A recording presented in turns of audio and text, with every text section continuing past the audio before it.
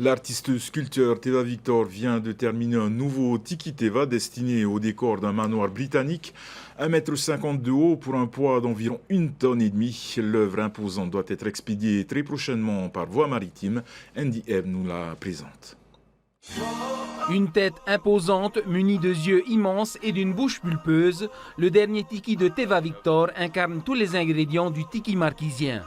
À la demande de son acquéreur, un collectionneur anglais, l'artiste a poussé plus loin le côté abstrait de son œuvre.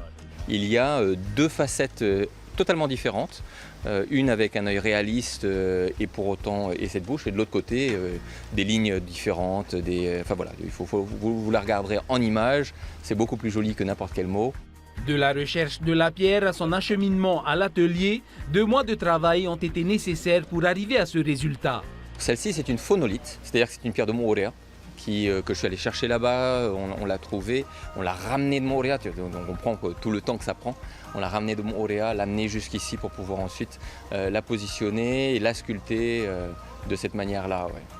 Pour Teva, c'est la 20e œuvre de grande envergure à trouver des acquéreurs à l'étranger.